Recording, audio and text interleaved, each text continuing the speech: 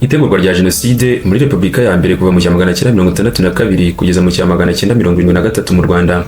Jenoside yakorewe Abatutsi mu mwaka w'1994 ntabwo ari igikorwa cyatunguranye, ahubwo n'umusaruro w'imyaka myinshi y'ivangura, propaganda n'ihezwa byatangiye gukomera muri Repubulika ya mbere yari iyobowe na Gregory Kayibanda mu 1962 ndetse n'1973. Muri iki gihe leta yashyizeho politiki igamije guheza Abatutsi, ibafata nk'abanzi b'igihugu ndetse ikanashyiraho uburyo bw'imiyoborere bushingiye ku moko. Nk'uko Arson de Forge abivuga, jenoside yateguwe buhoro buhoro binyuze mu miyoborere, mu mategeko no mu bitekerezo y'abaturage.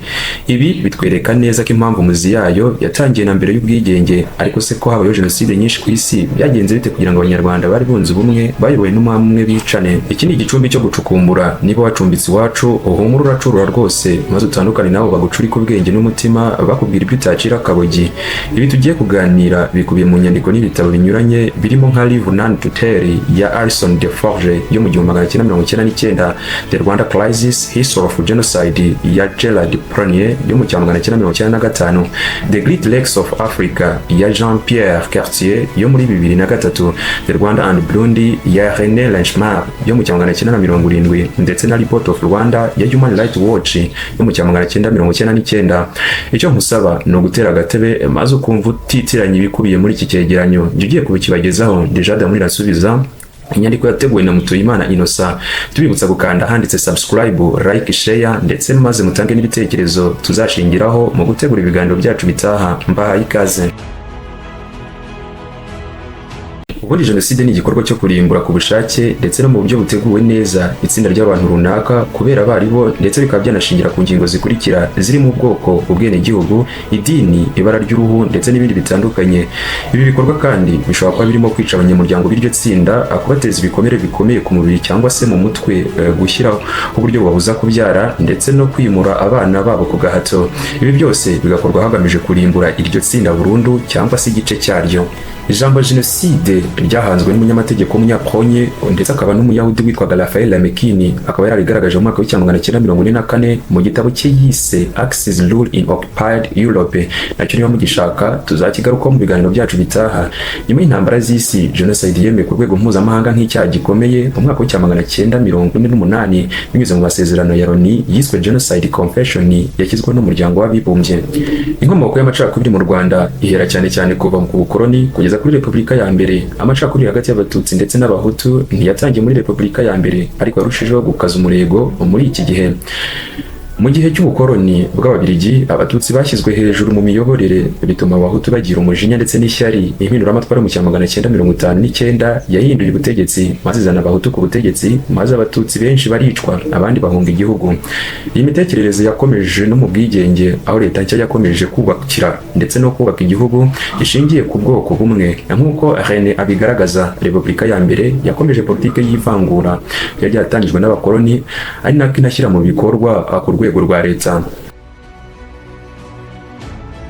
Nyuma y'uko u Rwanda rwonye ubwigenge, abo bigize inshabwenge batangiye kubishyira muri politiki ya leta, aho ivangura ryahawe intebe maze riza gushinga imizi ndetse rinashyirwa mu mategeko ndetse no mu miyoborere. Mu gihe cya Repubulika ya mbere, ivangura ryakozwe mu buryo bugaragara, aho Abatutsi bakuwe mu myanya myinshi y'ubuyobozi ndetse bagabanyirizwa amahirwe yo kujya mu mashuri ndetse bagafatwa nk'abanzi bashobora guteza umutekano muke.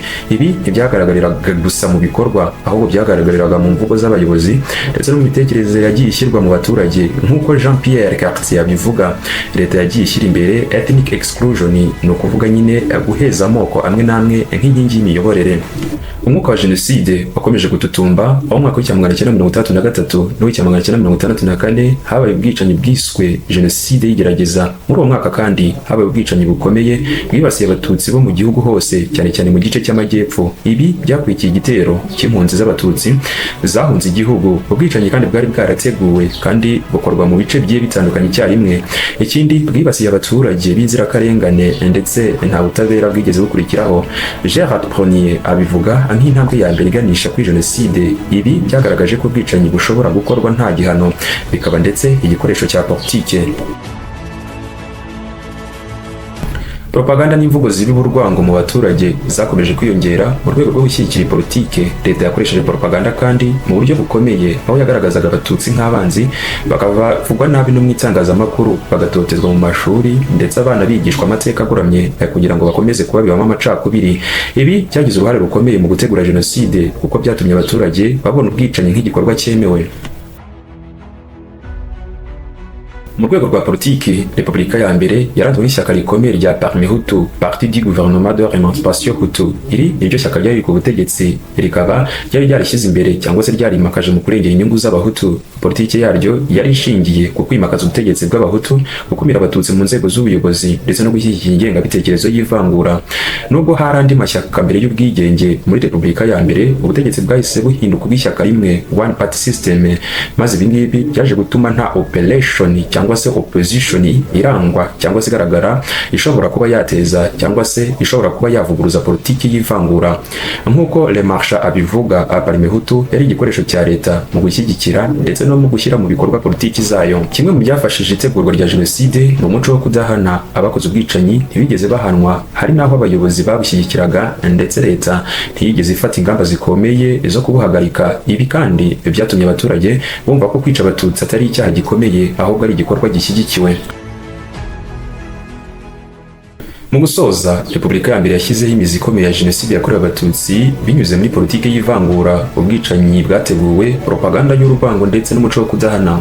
Ibi byose byubatse urufatiro rwatumye habaho jenoside yakorewe abatutsi muri Mata 1994.